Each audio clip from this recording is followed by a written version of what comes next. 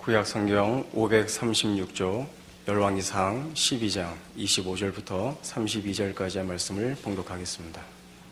여로보암이 에브라임 산지에 세겜을 건축하고 거기서 살며 또 거기서 나가서 분우엘을 건축하고 그의 마음에 스스로 이르기를 나라가 이제 다윗의 집으로 돌아가리로다.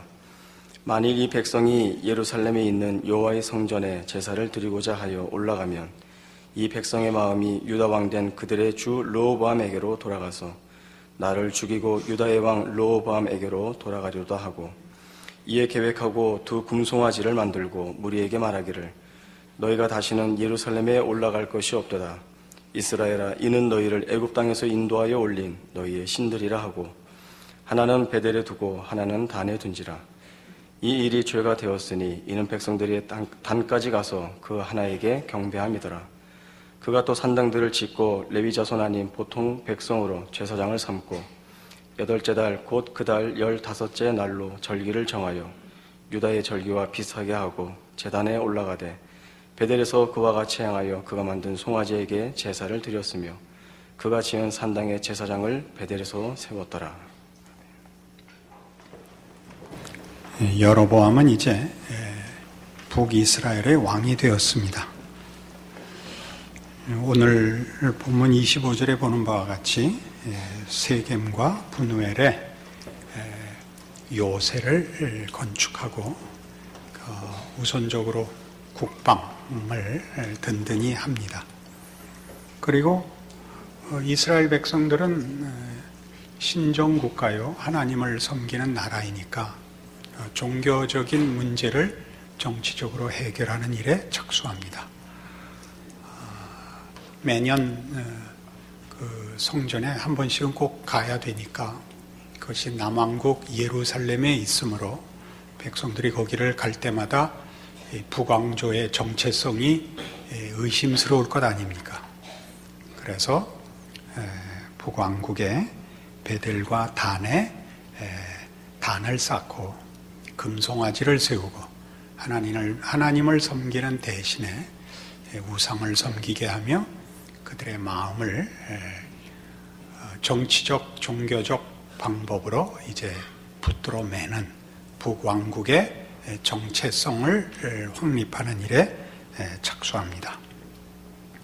이 문제로 인해서 그는 대표적인 하나님의 뜻을 배반하는 불신앙의 길을 걷는 대표적인 이름이 됩니다. 나중에 우리가 계속 확인해 보겠지만 열왕기 내내 하나님의 뜻을 따르는 자들을 다윗의 길로 행했다라고 얘기하고, 하나님의 뜻을 거스르는 불신앙과 하나님을 배반한 자의 생애를 여로보암의 길로 행했다라고 이제 명명하게 됩니다. 그러나 하나님을 순종하고 신앙을 지켜서 복받았다, 하나님을 배반하고 우상을 섬겨서 벌받았다, 이런 얘기는 결과를 보고 있는 후세의 사람들의 판단이고, 현실을 살아가는 과정 속에서 하나님의 뜻을 쫓는 것과 하나님의 뜻을 외면하는 것과 도대체 왜 그런 엄청난 갈림길이 생기는가? 또 이스라엘 백성으로 태어나서 어려서부터 신앙 교육을 받은 자들이 하나님이 보내신 선지자를 통하여 북왕조를 얻고 왕이 되었는데도 불구하고 그의 삶을 또는 정치를, 지도자로서의 책임을 그렇게 한순간에 다 저버릴 수 있는가 하는 문제들은 쉽게 우리가 판단할 수 있는 일이 아닙니다. 왜냐하면 어느 시대에나 신앙의 길을 가는 사람들에게 이 문제는 그리 자신 있는 문제가 아니기 때문입니다. 오늘날 여러분들도 신자로서 하나님을 믿고 사느냐라고 묻는다면 아니라고 말을 할 수도 없고 그렇다고 말을 할 수도 없는 현실 속에 있는 것을 발견하실 것입니다. 왜 이런 문제가 생기는가 하는 것이 여로보암의 길을 우리가 성경에서 추적하여 확인해야 할 신앙적인 큰 교훈입니다. 데살로니가전서 5장에 가보십시다. 전에 보던 제 성경에는 333페이지였는데 바꾼 성경으로 봤더니 332페이지에 있더라고요. 나이가 드니까 페이지가 이사를 가더라고요.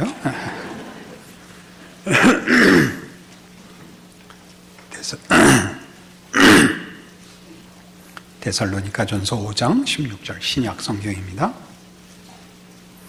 항상 기뻐하라, 쉬지 말고 기도하라, 범사에 감사하라. 이것이 그리스도 예수 안에서 너희를 향하신 하나님의 뜻이니라. 이 본문 그대로를 설명하자면 늘 기뻐하게 해주겠고 모든 기도에 응답하시겠고 어떠한 사소한 일도 하나님이 함께 하시지 않는 일은 없다라는 뜻입니다.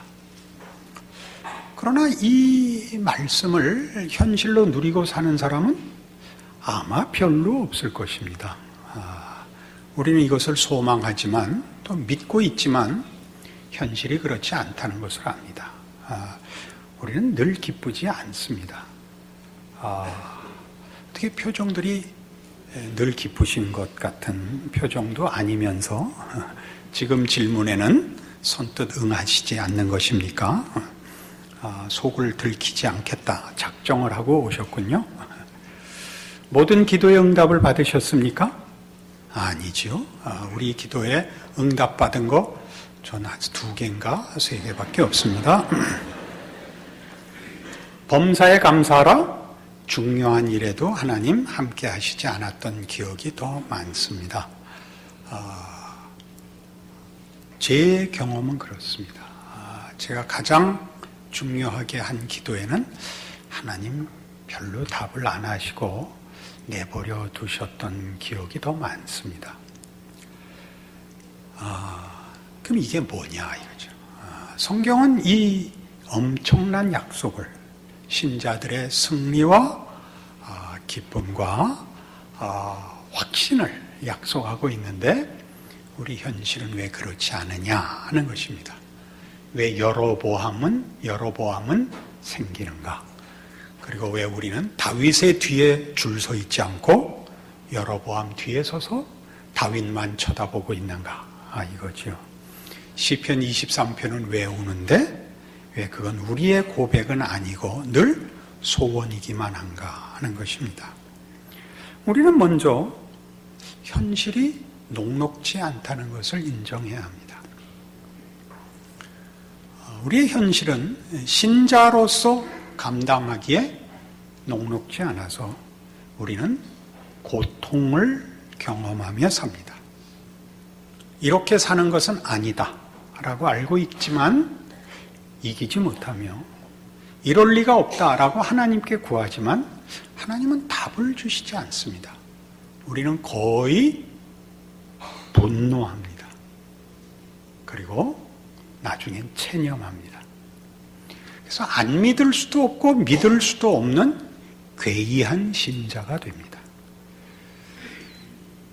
우리는 이 문제에 사실은 가장 중요한 그 사실을 조금 분석할 필요가 있습니다.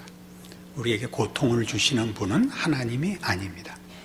우리의 고통이 찾아오는 것은 죄와 세상 탓입니다. 하나님이 왜 해결해 주시지 않느냐 하는 건 그 다음 문제입니다. 직접적으로 하나님이 우리를 고통스럽게 하며 우리를 비참하게 만드시는 원인자가 아닙니다. 죄는 우리를 하나님으로부터 분리시킵니다. 그래서 우리는 늘 두렵습니다. 어느 인생이나 삶은 두렵습니다. 자기 자신이 불안합니다. 죄가 그렇게 합니다. 하나님으로부터 분리시켜서 그렇습니다. 세상은 우리 눈을 가립니다. 앞을 못 보게 해서 방향 감각을 놓치게 하고 우리를 당혹해 하며 그래서 우리를 자폭하게 만듭니다. 이것은 하나님을 떠나 있고 하나님 없이 사는 자가 당연히 겪는 현실입니다. 문제는 이 일에 대하여 왜 하나님이 답하시지 않으며 이 문제를 해결하시지 않으며 이 문제에 대한 신자들의 고통 어린 간절한 기도에 응답하시지 않느냐 하는 것입니다. 성경은 답하신다고 합니다. 마태복음 6장으로 가보십시오. 마태복음 6장 30절입니다. 오늘 있다가 내일 아궁이에 던져지는 들풀도 하나님이 이렇게 입히시거든 하물며 너희일까 보냐 믿음이 작은 자들아. 그러므로 염려하여 이르기를 무엇을 먹을까 무엇을 마실까 무엇을 입을까 하지 말라. 이는 다 이방인들이 구하는 것이라. 너희 하늘 아버지께서 이 모든 것이 너희에게 있어야 할 줄을 아시느니라. 그런즉 너희는 먼저 그의 나라와 그의 의를 구하라. 그리하면 이 모든 것을 너희에게 더하시리라. 우리 잘 아는 마태복음 6장 33절입니다. 너희는 먼저 그의 나라와 의를 구하랍니다. 하나님의 뜻을 구하랍니다. 하나님 말씀에 순종하라입니다. 그러나 이 말씀은 이런 종교적 윤리적 요구보다 좀 더 깊은 요구입니다. 그리고 약속입니다. 어떻게 그리한가? 우린 그 앞에 내용들을 잠시 살펴볼 필요가 있습니다. 이 문제는 염려하지 말라는 문제에 대한 예수님의 가르침입니다. 내일 일을 염려하지 말라. 공중나는 새를 보라. 들에 핀 백합화를 보라. 오늘 있다 내일 아궁에 던져지는 들풀을 보라. 이렇게 됐죠. 세상이 우리를 위협하고 우리를 끊임없이 장악하는 시험과 위협의 본질은 무엇이냐 하면 우리로 하여금 내일 일을 오늘 준비케 하는 것입니다. 이 말은 조금 혼동의 여지가 있죠. 우리는 내일을 준비해야 됩니다. 그러나 그런 통상적인 준비가 아니라 내일을 확보한다는 의미에서의 오늘의 어떤 내일을 장악하고 조종할 수 있는 무엇인가를 손에 잡고 싶습니다. 그것이 우리에게는 권세고 부고 건강이고 만일의 경우를 대비한 보험입니다. 우리가 우리 미래에 대한 불안과 염려로 인하여 오늘 확보하고 싶은 것은 세상에서 힘을 쓰는 것입니다. 그러니까 우리의 내일은 결국 또다시 세상입니다. 그러니까 세상에서 우리가 자신 있으려면, 확실하려면 세상을 확실하게 하는 힘들로 무장하는 수밖에 없습니다. 그래서 내일에도 하나님이 없고 오늘에도 하나님이 없습니다. 하나님이 개입하실 여지가 없습니다. 근데 성경의 얘기는 너희가 그토록 염려하는 오늘과 내일을 살아가야 되는, 그래서 확보하고 싶은 것은 하나님이 그건 당연히 주신다 이거죠. 공중나는 새를 보라, 들에 핀 백합화를 보라, 오늘 있다 내일 아궁에 던져지는 들풀들을 보라 이겁니다. 너희는 그 걱정하지 말고 뭘 해라? 나를 구해라 이겁니다. 나를 구해라. 그러니까 신앙인으로 산다는 건 뭐냐면 여로보암의 길로서 경고되는 바와 같이 세상을 확보하려는 싸움에 끌려가지 말고 나를 붙드는 싸움을 해라 이겁니다. 다시 말해서 하나님의 길, 하나님의 뜻은 하나님과 동행하는 삶이다 그런 뜻입니다. 하나님과 동행한다는 것은 물론 하나님의 길을 따라 사는 것이요 하나님의 뜻에 순종하는 거지만 더 깊이 하나님을 즐거워하는 것입니다. 하나님은 당신을 우리에게 내어주시는 것입니다. 하나님은 우리와 하나가 되기를 원하시고 우리와 사랑을 나누기를 원하십니다.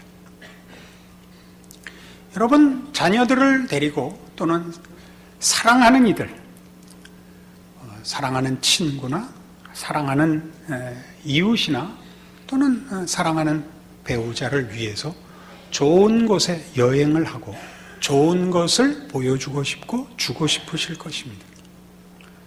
상대방을 기쁘게 하고 싶어서 그렇습니다. 가장 아름다운 것을 보더라도 그 아름다운 것을 갖기 위해서 그것을 보여준 사람의 진심을 팔아서 그걸 가지려고 하면 여러분은 분노하실 것입니다. 누가 여러분을 좋은 장소에 데리고 가고 좋은 음식을 사줬더니 여러분을 팔아서 그 여행지를 샀다. 그러면 죽여버릴 겁니다. 그건 아니죠. 하나님께서 우리의 인생에서 좋은 것 주시기를 원합니다. 그러나 좋은 것을 보는 순간 우리는 그걸 갖기 위해서 하나님을 팔아먹기 때문에 하나님이 그렇게 하실 수 없습니다. 오히려 우리가 고통 속에 들어가면 우리는 비로소 자신의 정체성을 묻습니다. 이러한 고통에도 불구하고 내가 살 필요가 있는가라고 묻게 되죠. 이 슬픔 속에, 이 고난 속에 인생이 무슨 가치를 가지는가 물을 때 좌절과 낙담과 고통 속에서는 세상이 답이 되질 않습니다. 이미 그것은 끊어진 상태이기 때문에 세상을 놓고도 살아 있어야 할 이유가 있느냐, 고통을 감수할 필요가 있느냐라고 물을 때 비로소 하나님이 답이 됩니다. 그러면 그때 무슨 답이 나오느냐 하면 세상은 이뤄도 좋다, 하나님은 놓을 수 없다라는 답을 만듭니다. 그러나 여러분이 형통하시면 하나님을 생각할 틈도 없고 여러분 자신과 인생에 대하여 진지한 고민을 할 틈이 없습니다. 요한복음 17장에 가시면 우리가 가지는 기독교 신앙을 또는 구원이라 그래도 됐습니다. 구원을 성경은 이런 식으로 정의하고 있습니다. 요한복음 17장 3절입니다. 영생은 곧 유일하신 참 하나님과 그가 보내신 자 예수 그리스도를 아는 것입니다. 여기서 안다는 말은 지식과 정보를 얘기하지 않습니다. 그래서 여러분, 부부 사이에 서로를 안다 그러는 뜻입니다. 다른 모든 존재와 특별한 구별되는 관계를 말합니다. 여러분, 자녀를 여러 두신 분은 이해하시겠지만 자녀가 예를 들면 5이 있다 그러면 그 5 중에 누가 제일 예쁘냐 그렇게 얘기하면 여러분 답할 수 있습니까? 답할 수 없습니다. 다 특별합니다. 우린 첫째가 특별하죠. 그러면 나머지 넷째는 보통이다가 됩니다. 그죠? 특은 6,000원이고 보통은 5,000원이 됩니다. 그렇지 않습니다. 자식 길러본 사람은 다 압니다. 첫째는 특별하고 둘째는 또 특별하며 셋째도 또 특별합니다. 다 다릅니다. 그 존재를 대신할 것이 없고 그 존재가 그 자체로 부족함이 없이 완벽하게 특별합니다. 하나님이 우리에게 하시는 말씀은 그겁니다. 우리 중에 누가 쓸모 있거나 더 헌신적이거나 더 윤리적이라서 더 대접을 받지는 않습니다. 오해 없으시기 바랍니다. 기뻐하십니다. 그러나 누가 더 못났고 더 고집을 부리고 더 어리석어서 덜 사랑하시지 않습니다. 여러분, 그 말 안 듣는 자녀 길러보신 사람은 압니다. 말 안 들으면 속상하지만 덜 사랑스럽지는 않습니다. 우리가 끊임없이 한숨을 쉬는 이유는 그 사랑을 멈출 수 없기 때문입니다. 그래서 그 사랑이 늘 짜증과 성질로 나타나곤 합니다. 하나님은 안 그러십니다. 성질 부리시지 않습니다. 이런 표현을 쓰는 것 자체가 참 불경한 표현입니다만 우리의 이해를 위해서 그렇습니다. 하나님은 우리를 각각을 그 하나가 유일한 존재인 것으로 사랑하십니다. 이걸 놓치면 인생은 답이 없습니다. 같은 요한복음 15장에 가시면 이런 중요한 말씀이 이미 예수님으로 인하여 우리에게 약속되었습니다. 요한복음 15장 9절, 아버지께서 나를 사랑하신 것 같이 나도 너희를 사랑하였으니 나의 사랑 안에 거하라.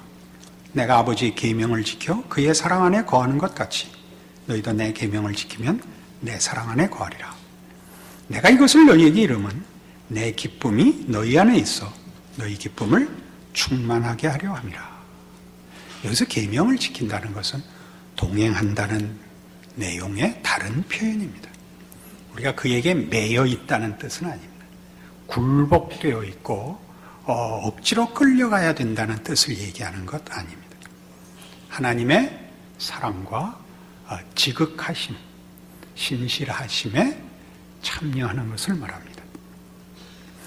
우리는 우리의 삶 속에서 하나님을 바로 이런 문제, 현실적인 해결이라는 문제로 늘 시험합니다.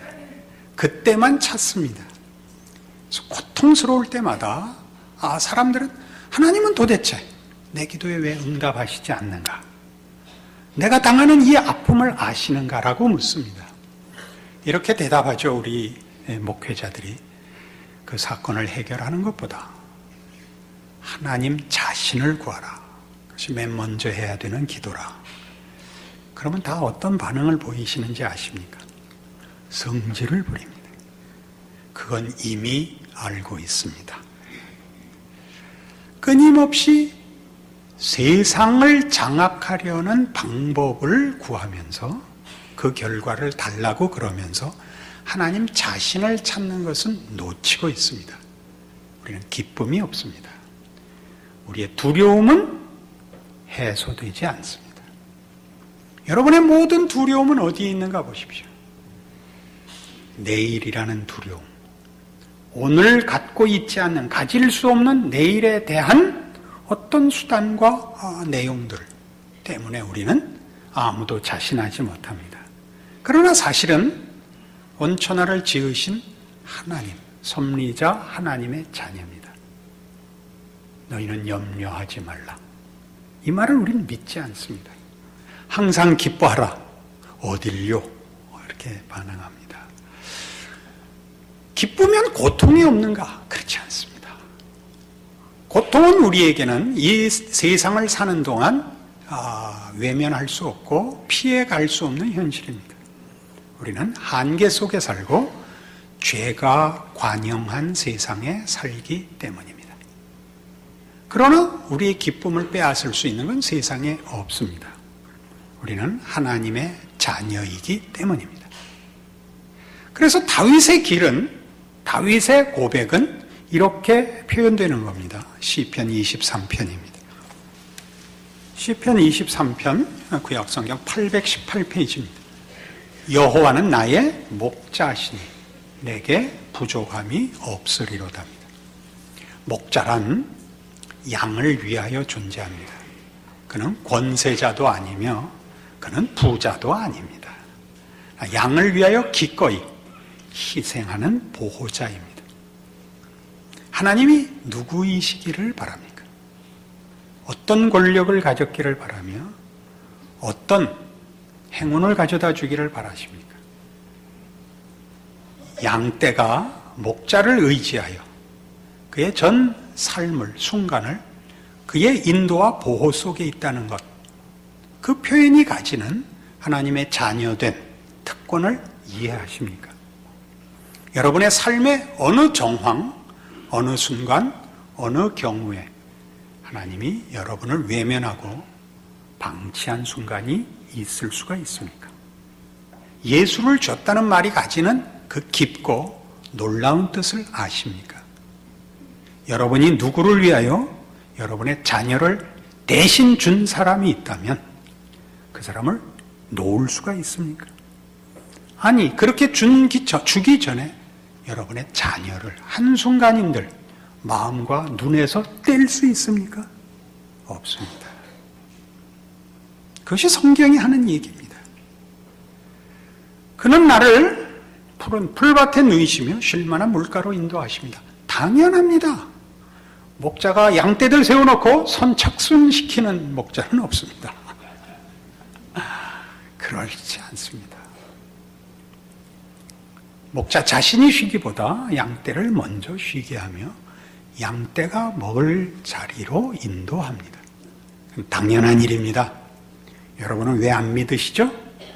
세상의 시험과 위협이 더 현실이기 때문입니다. 그러나 여러분은 예수 그리스도 안에서 하나님의 부름을 받았습니다. 그래서 양다리를 걸치고 있습니다. 하나님을 외면할 수도 없고 하나님만 믿을 수도 없는 현실 속에 있습니다. 여러분은 괴롭습니다. 그러나 나이가 들고 인생의 경험이 쌓이면서 여러분 확인할 수 있는 것 있습니다. 세상이 믿을만 한가요? 세상은 믿을 수가 없습니다. 가장 아주 모두에게 일어나는 진실이 뭡니까? 사람은 늙습니다. 세상은, 세월은 사람을 젊게 하지 못합니다. 사람을 사망으로 몰아갑니다. 여러분에게 줬던 어떤 업적도, 어떤 감격도, 어떤 자랑도 여러분에게 영원한 답이 되는 건 없습니다. 세상은 결국 우리를 속입니다. 그러나 우리는 믿지 않습니다. 그래서 우리의 신앙생활은 죽어야만 완성됩니다. 살아있는 동안은 늘 괴롭게 신앙생활을 할 수도 있습니다. 여로보암의 길은, 다윗의 길은 바로 이 차이를 우리 앞에 하나의 증거로 제시합니다. 어느 길을 걸을 것이냐라고. 다윗은 형통한 세월을 보내지 않았습니다. 그는 블레셋의 망명을 갔어야 했고 미친 채 하여 호구를 벗어난 적도 있으며 그가 어떤 전투에 참가했다 돌아와 보니까 자기와 자기 부하들의 모든 식구들이 다른 어떤 족속들의 침략을 받아서 탈취된 사실을 알고 더 이상 울 기운이 없을 때까지 울었던 일도 있습니다. 그리고 그가 하는 고백입니다. 세상과 하나님의 다름이죠. 세상은 늘 속이고 우리를 노략하고 우리를 망하게 한다. 그러나 하나님은 우리의 목자시다. 우리에게 부족할 것이 없다. 그는 여기 있는 3절에 있는 말씀대로 내 영혼을 소생시키시고 자기 이름을 위하여 의의 길로 인도하시는 분입니다. 자기 이름을 위하여라는 게 무슨 뜻일까요? 하나님의 명예와 신실하심과 우리를 부르신 하나님의 하나님 되시는 사랑으로 우리에게 사랑을 요구하시는 자로서 우리를 사랑하는 진심을 걸고 우리를 의의 길로 인도하시는 우리의 하나님입니다. 여러분, 이 기도를 하십시오. 여러분, 어느 정황에서나 기쁨과 안심과 소망을 가질 수 있습니다. 고통스러운 상황 속에서도 신자된 기쁨과 살아계신 하나님의 자녀라는 이름이 가지는 참된 복을 언제나 누릴 수 있습니다. 데살로니가전서 5장 16절 이하의 약속은 항상 옳습니다. 우리는 다윗의 뒤에 줄을 서기로 합니다. 여러분들의 인생에 동일한 신앙 고백이 있을 줄로 믿습니다. 기도하십시다. 하나님 아버지 은혜를 감사합니다. 하나님의 자녀라는 이름이 가지는 영광과 특별함과 위대함과 그 진실성을 확인했습니다. 하나님을 구하게 하옵소서. 그 아들을 주신, 그 아들 안에서 찾아오신 우리 하나님 아버지를 모시게 하옵소서. 그리하여 우리의 인생을 하나님과 살게 하옵소서. 비록 고통과 고난이 있을지라도 승리와 자랑이 있는 인생인 것을 믿음 안에서 누리게 하옵소서. 예수님 이름으로 기도합니다. 아멘.